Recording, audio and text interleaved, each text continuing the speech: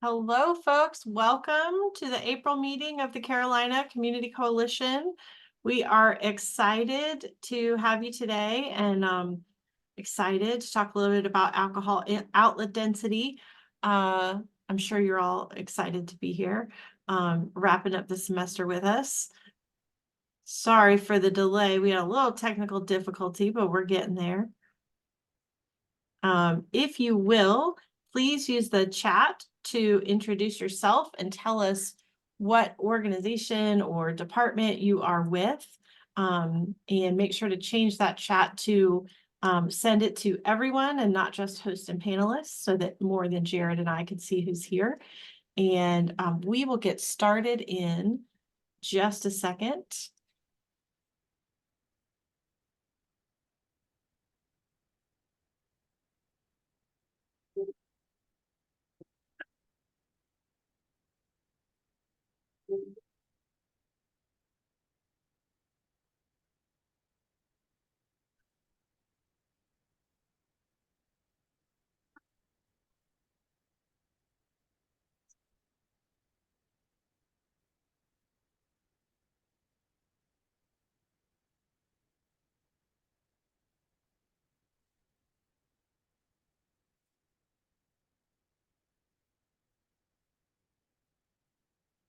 All right, folks, thanks for being here. We appreciate you taking the time to introduce yourself and excited to learn from Jarod today. So let me do a brief introduction of Dr. Jarod Holt, who's a multiple USC graduate with a master's and a PhD in education and a bachelor's from USC Aiken, right, Jarod? That's correct. Yeah. So currently accreditation compliance coordinator over in our Division of Law Enforcement and Safety. There we go. Here at USC Columbia. I'll get it right eventually. And really excited to share some of the research from his dissertation on alcohol outlet density and drinking behaviors among our fraternity and sorority students. So thank you for being here, Jarod. I'm going to attempt to share your slides if I can get. Yeah, you might have better luck than I. Yeah. Give me just a second.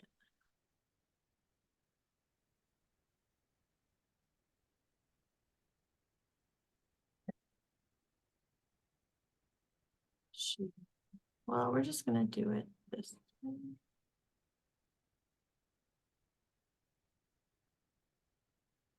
That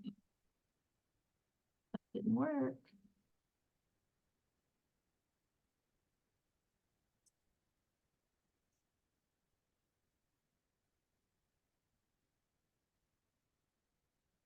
Try that.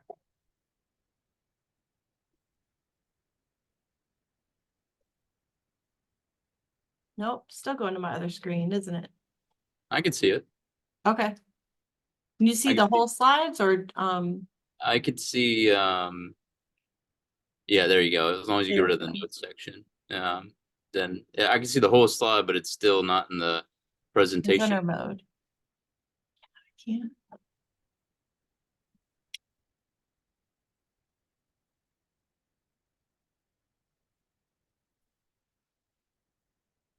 Let me do this.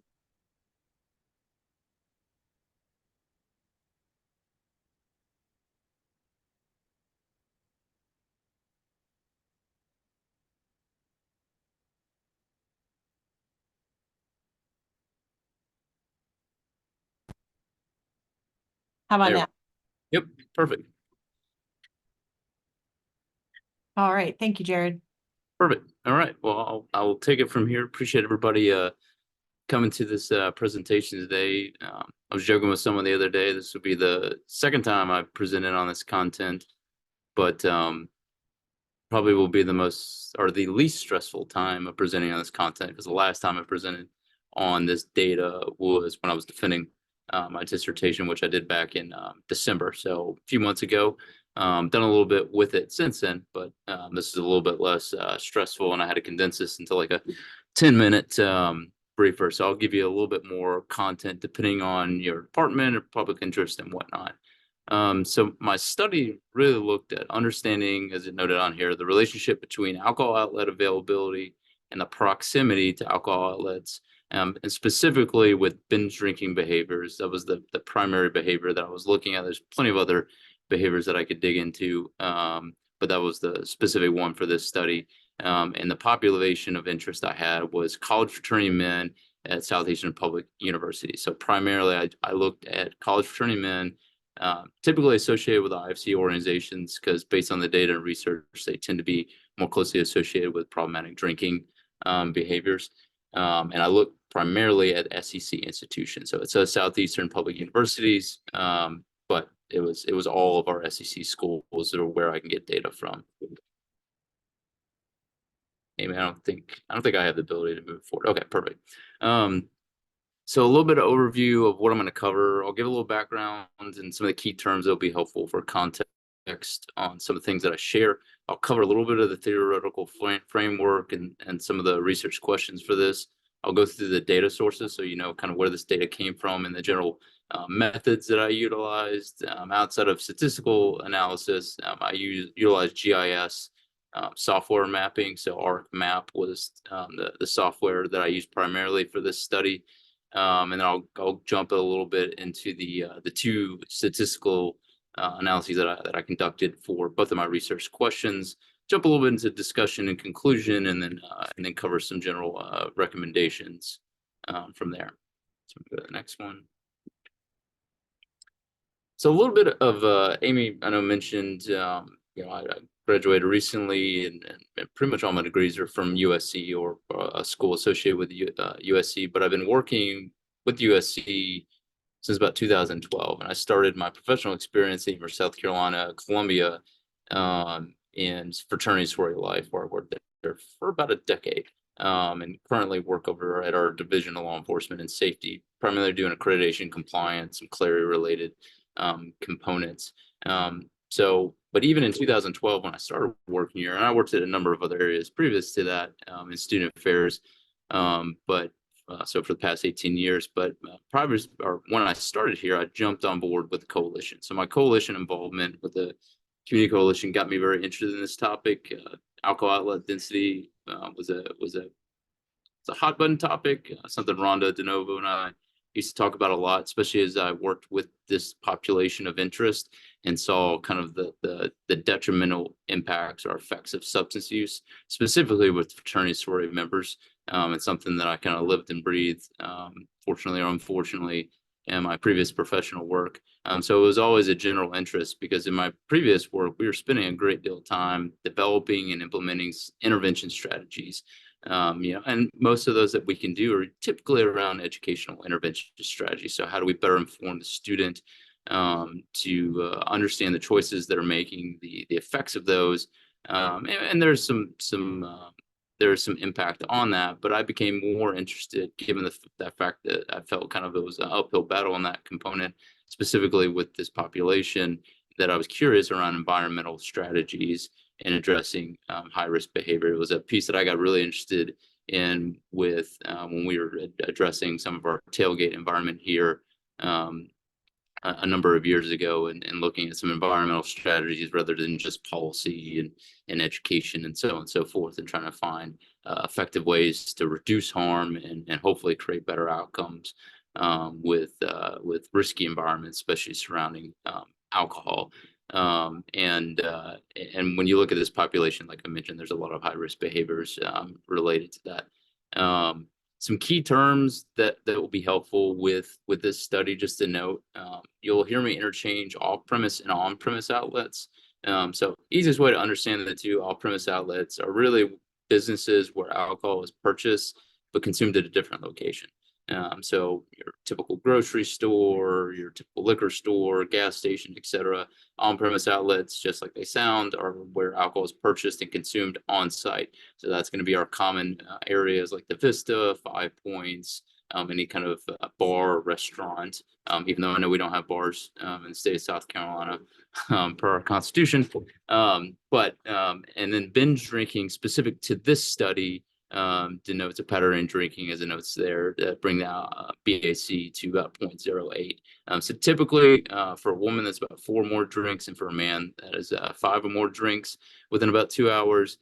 With this specific study, I look primarily at men. So for binge drinking, this is typically going to be 5 or more drinks in one sitting. So from a theoretical framework, the framework that I used for my study really looked at the availability theory of alcohol-related problems. I felt like this visual image was the easiest way to denote it, even though it's a fairly simple theory that looked primarily at increased availability leads to increased impacts on moderate and or heavy drinking, which then results in increased consequences for health and social consequences. So with this study, I looked primarily at kind of what's noted in the bottom left with availability's impact on heavy drinking. I didn't jump into looking at health and social consequences as a result of increased availability. There are a number of alcohol outlet density studies that I can refer you to that really don't focus much on kind of consumption patterns, but really focus on harm or negative outcomes. There's a number of them that look at violent crime or emergency medical transports, ER admits, etc. Looking at kind of the correlations or relationship between those particular two. So, and an interesting thing with availability theory, albeit it doesn't show it on this this figure, is that increased density in the research tends to lead to greater business competition. So if you have a bunch of bars like 5 Points or other areas that are in close quarters to one another, that's going to increase business competition because they're going to want to attract more individuals to come to their business. So how do they do that? Well, they do that by decreasing pricing.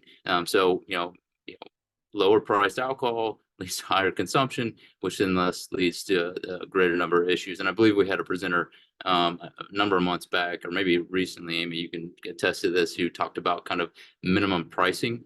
This might have been a year ago or less than that. My time frame is slipping on me. That talked about minimum pricing policy impacts on addressing alcohol consumption and negative outcomes. And so this is a great example of how availability can also impact some of the pricing issues that we probably used to see, maybe don't see as much now in some of our entertainment districts relative just to kind of where I'm at right now.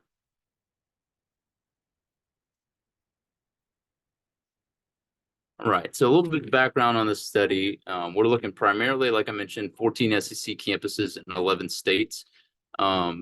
With this research, I did FOIA or Freedom of Information requests in those 11 states and collected about 6,694 alcohol outlet in the data. I can assure you not all states are easy to work with FOIA laws. Some have very interesting laws related to FOIA requests on this topic. And typically when you're requesting information from whatever alcohol licensing entity in that particular state, county, city, depending on where I was requesting that information, and not all the data is clean or easy to utilize. It was a bit of a challenge to get the data, clean it. It took weeks, if not months, once I collected this from 11 states to clean the data, identify which of these outlets had on-premise or off-premise or both types of licenses. And so took a great deal of time. And like I mentioned, the population of interest for this is primarily interfraternity council men.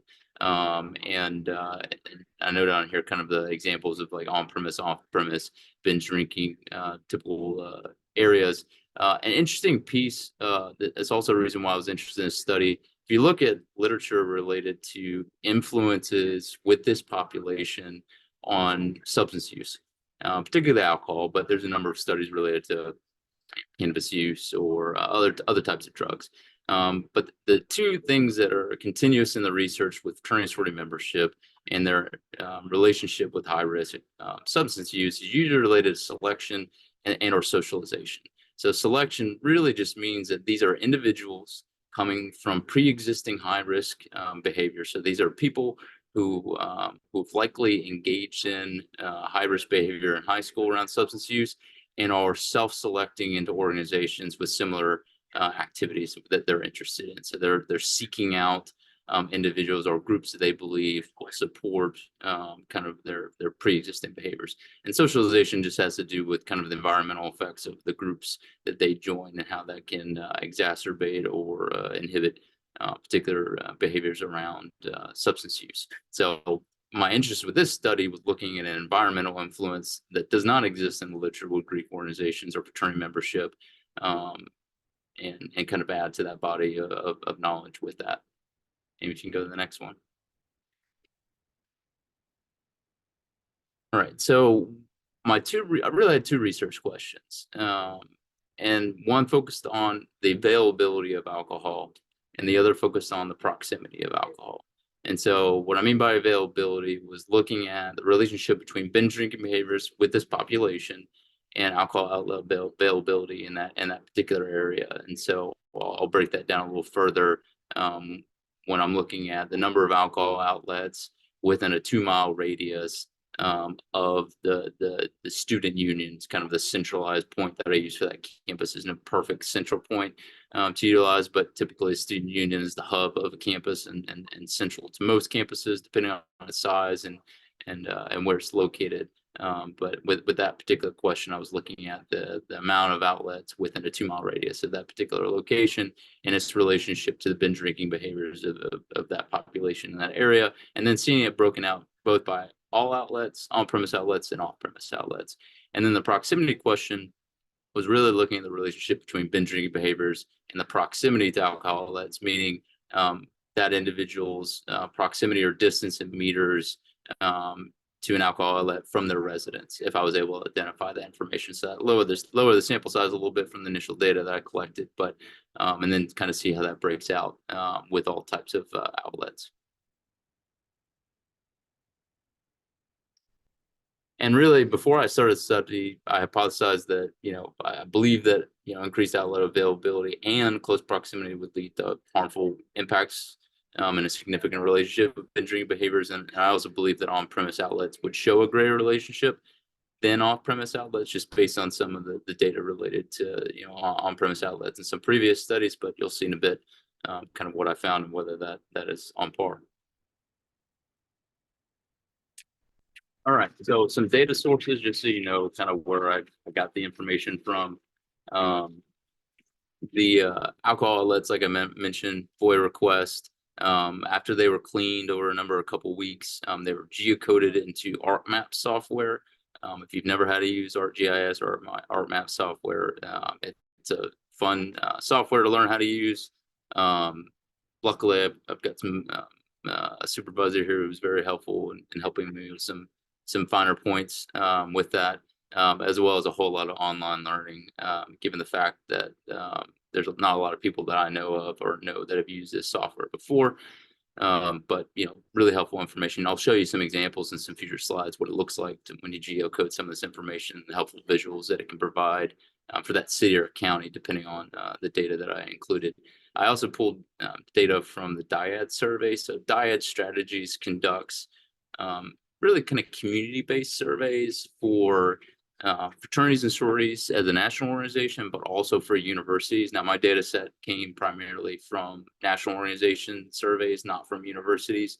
And so I pulled the 2022 calendar year, and these were online survey responses. And they include a whole host of types of questions that I could dug into, even outside of substance use related questions. The variables I used primarily for this study looked at their binge behavior. So a scale of 0 to 7, noting the number of days per week that they engage in binge drinking. So, did they engage in 5 days that week, or they were consuming 5 or more drinks in a 2-hour range, so on and so forth. And then I also looked at prior high school frequency drinking rate, and really to stratify kind of my regression analysis, because I was curious, looking at individuals with various ranges of previous drinking behaviors and kind of how that related to kind of this correlation of regression. And then I also geocoded student union addresses that I use for the correlation and regression analysis. And then residential addresses was something else that I pulled for on-campus and chapter facilities. So none of these survey respondents provided a residential address in their survey responses.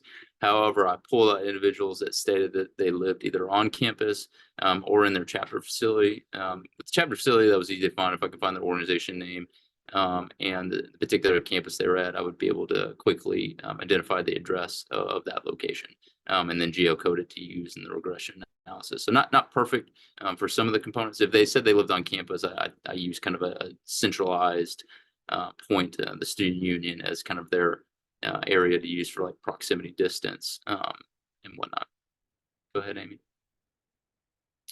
So like I mentioned, there were two statistical analyses that I conducted. One was a Spearman's rank analysis, which in essence is a correlational analysis that looked at the relationship between the campus mean binge drinking rate and the number of alcohol outlets in a 2-mile radius of each campus. Now, challenge with this, it lowered my sample size. This mirrored a previous study that actually utilized fewer campuses, albeit that study incorporated general college students, not just this particular subpopulation. So I looked at that kind of correlational analysis. And then the second analysis I did was a negative binomial regression analysis, which I primarily use because my dependent variable was count data. And so that's the most effective statistical analysis or method to use. And I looked at the relationship between their binge drinking rate and their proximity to the nearest outlet from their residence. And like I mentioned, I also stratified that second analysis based on their prior high school drinking rates, just to see if there's any variances or changes. So with that, I had about 1,252 in that sample size for that regression analysis. So to give you an example, and I'll kind of explain what's on this chart. So this will show you a little bit of what GIS and mapping looks like, more so just from a visual, not the analysis that can be conducted or the tools that exist in our toolbox. So this is kind of a breakdown of each school. If you look at the map from a color perspective, red triangles will represent on-premise outlets, so bars, nightclubs, areas in which you consume alcohol on site. The green circles represent off-premise outlets. If you see it's a little bit harder to see some of these components, like a black square or supposed to be a house when you zoom in it closer. That's kind of the location of some of the fraternity residential addresses, and then any kind of red schoolhouse looking area or image represents a student union space. And so I always find this interesting because just even from a visual, you can kind of see some of the concentrations of on-premise outlets in clustered areas. That was a piece that I did not incorporate in the study, looking at the clustering of alcohol outlets. It's a different type of analysis and a little bit more complicated to conduct with the data that I had available to me, given the fact this is an observational study. But I always find it interesting. We see kind of the general breakdown. So this has LSU on the right. You see kind of Texas A&M out in College Station. Amy, if you can flip to the next one. This one will show you Arkansas. Of course, on the right is our other Columbia with Missouri. And so you kind of see some of the general clustering. I always find, even Columbia is always interesting to kind of see, similar to like what we have here in South Carolina. You see like clustering of on-premise outlets and kind of these entertainment districts that are either built or are close in proximity to college campuses. So you can see that on the left side at Arkansas. You can see that on the right side at Mizzou. Amy, can you flip to the next one? So you've got UK here, so Kentucky. These get a little bit more interesting when you kind of larger metropolitan cities, a little bit similar to us. You kind of see the general breakout and kind of where these particular locations are at. Vanderbilt is kind of the nuanced one in my data set. So you can see over the right, of course, an extremely large city with a large population. Vanderbilt's an aspect to it, but a private school and a much smaller population, and also provided a smaller sample set in my data. But was a bit of an outlier in the data set, which I'll kind of reference a little bit later on. Go to the next one, Amy. You have Ole Miss, Mississippi State, much more rural. They have very different alcohol laws out there that I won't get into. You would think when you see this that it would lead to lower issues. I don't have it on this presentation, but one of these two I think in my data set had a higher binge drinking rate than most, if not all, of the other campuses. So that would be something I would be interested at some point to dig into a little bit further. Go to the next one. So we got Alabama. So you can see the clustering over on the left side with our off-premise outlets, and then you have Auburn University over there on the right. So similar, kind of more rural areas or smaller cities, but you kind of see the general clustering. Go to the next one. And then you got Georgia, South Carolina. And so you see Georgia on the left side, South Carolina. You'll see some of our familiar for those that are from Columbia on this presentation. You kind of see our 5 points clustering, as well as over to the left side, Gervais or the Vista, as well as some of the Main Street options that exist on there. So you'll see some familiar points. And of course, this was based on alcohol licenses that were available in 2022. And I didn't mention this earlier. The reason why I used 2022 was post kind of COVID regulations that existed for most of these cities and states and our campuses, and also when normal face-to-face operations and activities would have been likely occurring. So COVID wouldn't have been kind of an extraneous variable impacting the results of the study. So Amy, flip to the next one. And then here you got the volunteers, and you got Forrest. You can see a little bit of breakdown, some of the nuances, and kind of this general overall GIS mapping look. And like I mentioned, these are just the visuals, but you can do a whole lot more with ArcMap software once you have these to run any types of analysis with this particular data. Go to the next one, Amy. So like I mentioned, 2 analyses. So the Spearman site characteristics, this deals with the availability research question. And the amount of individuals, and like I mentioned, this was the comparing campus means. Within those campus means, I had about 5,000 respondents. However, my sample size, since I was comparing campus means, about 14 campuses, you can see the mean response rate per campus about 356. Given these are IFC organizations, not surprised that the racial proportions are majority white, about 78% white. Of those in the survey grouping, it was a fairly even spread across freshman to sophomore, junior. Of course, fewer seniors, but it wasn't front heavy like I was expecting it to be, of mostly freshmen or depending. And as you can see, not a very large amount of new members or individuals that are new members in the organization going through the new member process, wishing to become active members or brothers of that organization. For those using old vernacular, pledge, but not a term that I typically like to use. The mean number of outlets in that 2 mile radius was about 174, with the variance of about 91 depending on the campus. For on-premise outlets, see the mean number, then off-premise outlets, so on and so forth. And then kind of the campus mean binge drinking rate. Kind of varied depending on campus. So like I mentioned, interesting enough, the highest campus mean binge drinking rate that I had on it was Ole Miss. Even though when you look at the map and imaging, there wasn't a whole lot of outlets that existed there. And the lowest one, strangely enough, was Mississippi State. So not quite sure what was going on in Mississippi to answer that question. Go ahead to the next one. So Spearman's rank outcome, in essence, I found, and it wasn't as surprising given the fact none of these were statistically significant, because my sample size was a little bit smaller. It mirrored a similar study that had much stronger statistical significance, but my study found kind of weak and negative correlations, in essence, stating that as availability increased, or the number of outlets increased, and binge drinking would decrease, which doesn't kind of jive with the theoretical framework that I mentioned before. But given the kind of small sample size, and I kind of highlight an arrow where you see kind of Vanderbilt pulling some of that down, because they were a much smaller proportion of the survey sample, but a high proportion of the number of outlets, depending on their location. But in essence, we didn't find anything statistically significant as it relates to availability alcohol with this data set. But we did find some stuff when we get into the regression correlation. So go to the next one.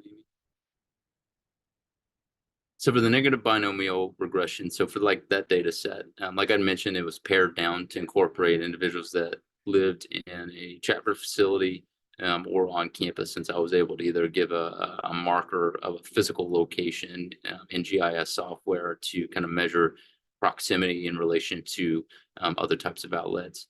About 55% of respondents in this sample size lived on campus, and about 45% in a fraternity residence. Compared to the Spearman data set of about 5,000 people, there was a bit of a decrease in the mean binge drinking rate. For this particular sample, only 13 of the campuses were incorporated. Vanderbilt wasn't, just because none of the respondents in that survey, albeit small, provided where they lived. So that made it a little difficult for this type of analysis. And there was a range of responses depending on the campus for this particular breakdown. But with this data set, for this analysis, it was a little bit more white, so about 81% compared to the Spearman data set, and a little bit younger, so about 77% of the respondents were freshmen or sophomore. So younger data set, proportion of new members, the last one was, I think, about 12%. This was only about 6%. If you were curious, kind of the mean distance between a residence and an on-premise outlet, it's about 439 meters. So shows you kind of, typically for a student, an on-premise outlet is closer to them by about almost a little under 200 meters than an off-premise outlet, which is not surprising, probably given some business tactics and what entities are doing to make it easier to get to their particular locations. Amy, go to the next one. And then this broken down by stratified by high school ranking. About 25% stated they never drank in high school, and then about 18% less than monthly. 25% drank monthly in high school, and then about 30%, if not higher, drink weekly or more often, depending on that particular person. So an interesting nuance when we talked a little about kind of that selection influence and high risk behavior with this particular population. People pre-existing high risk behaviors around alcohol use, self-selecting organizations they felt would support kind of their interest in continuing that, or social in nature. Go ahead, the next one. So with this one, I found, statistically significant regression with this population, and in essence stated that if fraternity affiliated male were to increase his distance from an alcohol outlet by 1 unit, he would decrease his binge drinking behaviors by about a factor of 0.99, or about 1%.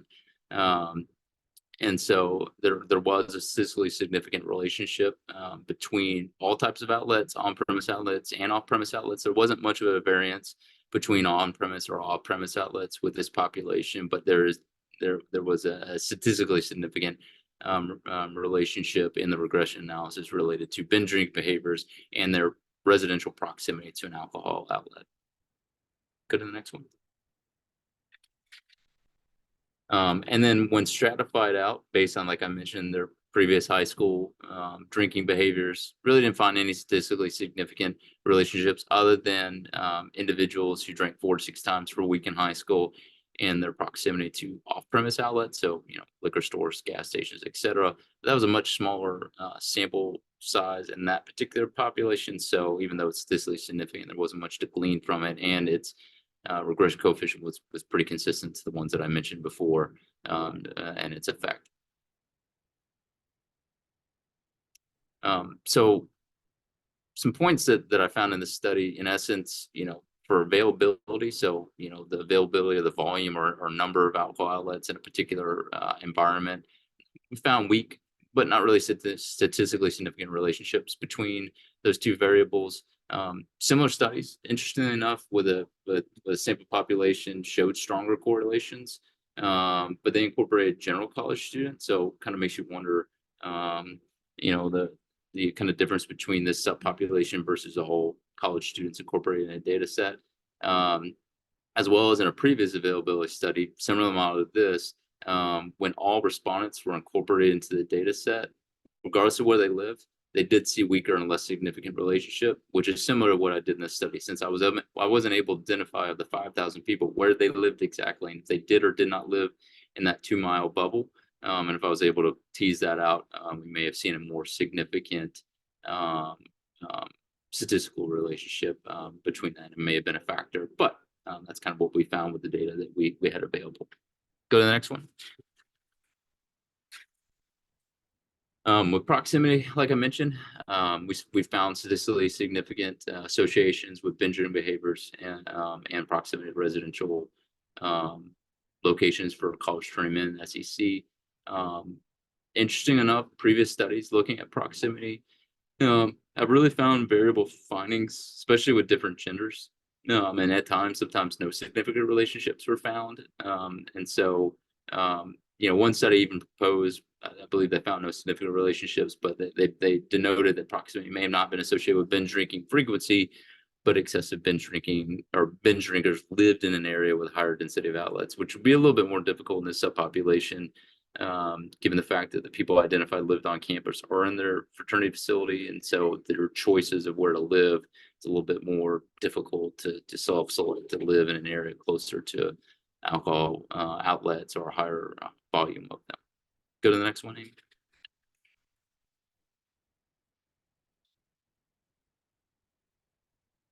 Okay. So in essence, we saw that, fraternity affiliated men, their drinking behaviors may not be as strongly associated with environmental alcohol availability as their college peers. And that could be a whole host of other reasons why, socialization, group norms, social pressures. I really believe selection plays an extremely large role. I toyed around with incorporating selection into the models and saw a huge relationship between their previous drinking behaviors influencing their current drinking behaviors. So that's just an aspect to be aware of as a potentially large influencing variable. And in the study also may note that, alcohol availability may be more risky for young people who do not already have high risk patterns around substance use. So, fraternity affiliated men, based on the data and the research, already have some of these high risk patterns, not in totality, but in comparative to their other college peers. And so they may be less influenced by, alcohol availability or proximity in comparison to their unaffiliated peers. So that's an interesting nuance. Go to the next one, Amy. And then from that, I provided some recommendations that, I noted my study, include more of a population, so sorority women in the study, incorporate more homogeneous kind of campus cities, since we're comparing Nashville to Oxford, Mississippi is not a helpful comparison. Accounting for clustering of alcohols or alcohol sales, I can note all the alcohol outlets available, but not each outlet is as large of influencer, depending on popularity, how much sales of alcohol they provide versus how much food, etc. And also look at other potential drinking behaviors or alcohol-related harms. And then, of course, having exact residential addresses would be helpful. Amy, if you go to the next one, I think it's my last slide, but from this study, I actually did a follow-up study that I submitted for publishing to, in essence, condense my dissertation down, but add some content. So I was able to retrieve sorority women's data with same time frame and same questions, albeit I added a new nuance and I incorporated it into study and ran my analysis. And so I looked at primarily proximity to outlets. I didn't look at availability with this, but when I looked at alcohol outlet proximity with, like I did before, weekly binge drinking. But then I also looked at a score called the Audit C, which in essence was 3 questions that kind of measured yearly alcohol consumption behaviors with that population. Interestingly enough, it doubled my sample size and incorporated both men and women in the population, but it found statistically significant associations between both variables just with men and not with the sorority women. So an interesting nuance of looking at kind of the influence with alcohol outlet proximity between both sexes, and some interesting thoughts to think of on potential policy implications or work within those organizations to address kind of environmental access to alcohol. So happy to take any questions of being cognizant of time. But that's kind of my general study that I conducted for my dissertation, and a little follow-up study that hopefully whenever it gets published, I'll share it out. But I'm in that long process of waiting them to peer review that and let me know what many things I have to change on it.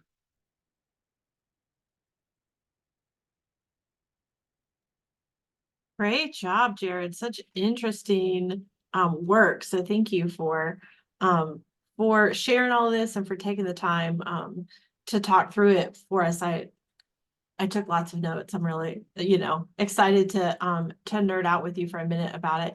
And I will remind folks, if you've got questions or comments, feel free to put them in the chat or to use our fancy Q&A function. If you'd like to ask a question anonymously, you can do that. I think this is so interesting. So my question, I guess, to start us off, Jarod, is like, what would you recommend to individual schools to focus on? Like, is it that different campuses need to look at on or off campus density differently depending on what's going on around them? Or is it that we should be focused on moving our students further and further away from those districts? Yeah, I think with this study, I look primarily at residential addresses that those organizations own, or university property, and so not easy to move them or move those areas in a particular distance. I think this brings up kind of a external variable, much like what the university and other entities did a while back when we started looking at what is the density in our particular area, what is its impact on our student population, and then how do we address that? Does that mean that universities or other entities need to get involved in kind of town-gown relationships through their coalition, start addressing problematic bars with their local enforcement agencies, whether it be law enforcement, SLED, whoever manages the license for that particular city or area, and start addressing, hey, we need to minimize our density, we need to lower the number of outlets, or looks like XYZ business wants to come around the corner from these residential locations. We know that can have a detrimental impact. And even the World Health Organization notes, reducing alcohol outlet density is an effective method to addressing problematic behaviors surrounding substance use. And so I think we have to be keenly aware. It's a bit of a public health approach, but I think student practitioners and other community partners can get involved in utilizing data to address, in essence, business development, which I understand is not a popular. No one wants to be considered anti-business, but I think we can be pro-responsible business when trying to look at our environment, not that we can control, but our environment that is around us and is impacting our students. And so I think it's a little bit, we tend to be kind of focused on our in essence, kind of our domain. And I think it's important for us to also be aware of and be a part of what's happening in our city and our surrounding area, and address that. Well, and it's just the sheer number, right, has an impact. Just how many bars there are has an impact. And then you add in whether they're promoting themselves responsibly, their business practices in terms of checking ID or over serving is an extra layer on top of it, right? Because if you've got a business district that's checking IDs and charging $10 for a drink, you've got a different environment than what we had 5 years ago in Five Points. And sometimes these studies are complicated because you can include all licenses, but like I mentioned, their popularity is a large influence. Their business practices are a large influence. Some of them are seasonal in nature. So, the universities across the SEC, all, when I was pulling my data, it was interesting to see how many, alcohol licenses each campus had, especially connected to athletic events, given the shift in the NCAA and the SEC. Albeit, and that's a potential study I might dabble in, because when I started looking at current literature around athletic events, there were no noticeable harms or risks that occurred. But I think that's largely due to the pricing of alcohol in these venues. If we were selling at the same rate as Joe Schmo bar and entertainment district, we would probably have some problematic issues. And especially if we were selling, high content alcohol like liquor or other areas, we would probably have some issues. But it's definitely interesting to see when you look at the different types of businesses and what you do or don't include kind of as an outlet in that study. But there's a great number of options available to our general population. So interesting. And the point you made about the competition between the businesses, I think is so important too, right? The more bars you have in a district, the more competition it is. And sometimes that means they lower the threshold, right? So they start lowering the prices instead of having better bands or better options inside. They just start lowering the price. And there's not many regulations. I mean, some states have laughable regulations as it relates to minimum pricing. I can't remember what school it was, but I think their minimum pricing was like $1 or $2 for alcohol beverages at the time that I read that article. And so bars and venues were selling it at that rate as much as they could. So people were wiggling around the regulations in order to increase their sales. But unfortunately, when those sales increase, we tend to have a lot of other problems that will move forward. So I want to open it up in case folks have questions to ask Jarod or anything else you're interested in learning. Remind you that you have an opportunity to do that.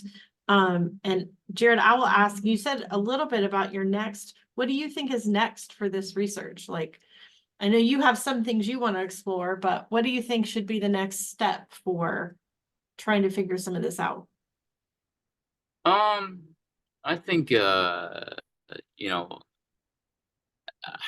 are a number of studies that have and continue to look at like clustering of outlets in a particular area, so kind of spatial analysis. I think that's a really helpful piece rather than kind of the attempt I took, because that really looks at some of those influences of you may not have a lot of bars in your area, but they're all in close proximity and right next to whatever area or entity that you're focused on, depending on the population over there. So I think most of the studies I've seen more recently are international based. And so you'll find them in New Zealand, Australia, and the UK, and a number of other areas. There's much broader and larger ones in the US when they're looking at like census data and kind of census area. So I think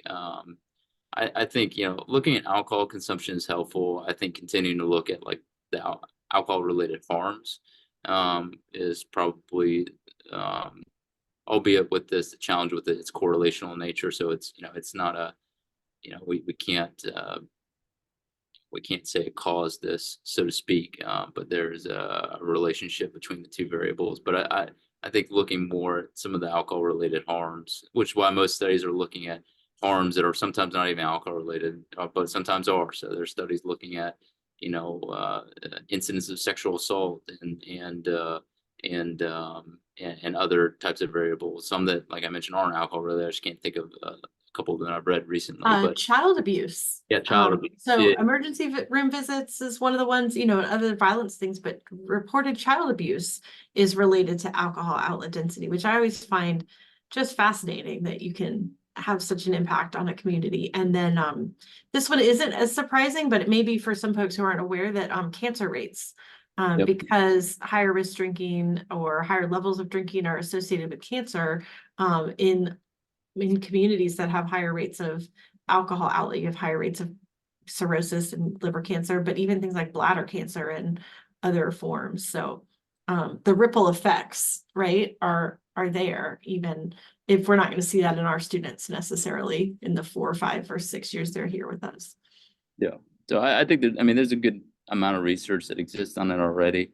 The WHO is support, the World Health Organization and other, CDC and whatnot have kind of supported the literature related to this topic. I think the challenge, a lot of it just comes in the implementation side and getting it in the right hands of individuals to make, smart decisions as it relates to kind of the layout of our physical environments and where they're being placed, and how do we support thriving business opportunities, but also negate any of the harms that can come in any community, especially impoverished communities, and that that we can hopefully do on the front end rather than on the back end. Well, I think we should call up our friends in Mississippi and find out what's going on there, because that's the next piece that's so interesting. What's the difference? These two schools are Yeah, theoretically similar. I've talked to friends and colleagues there in the past, and I have a bit of a context of kind of what the social life looks like in Mississippi. I haven't dug enough into some of their liquor laws to fully understand it, at least with that data set. I mean, if I had a larger data set, it may have changed a little bit. And when I incorporated story women in it, it did alter a little bit of kind of the mean binge drinking rate per campus. So that when I did my follow-up study. So sometimes it's just an aspect of the sample and what that particular subpopulation looks like there. Well, I know we have a couple of students on the call, so maybe that's our next qualitative research project for somebody, is to figure some of that out. Yeah. Well, great. Thank you so much, Jarod. And we appreciate you spending the time to share this with us. And I'm going to go ahead and wrap us up. Thanks to everyone for hanging out and talking about this subject. Our next meeting is going to be the first Thursday in May. And I think we're going to hear a little bit from some of the different departments across USC Columbia and some of the reports and kind of an update on what our year has looked like in numbers. So we'll bring you that in May. And then we've got Jim Lane, who's going to join us to talk about the Wishes survey probably this summer. So stay tuned, and thanks for being here, and have a great weekend. Thanks, everybody.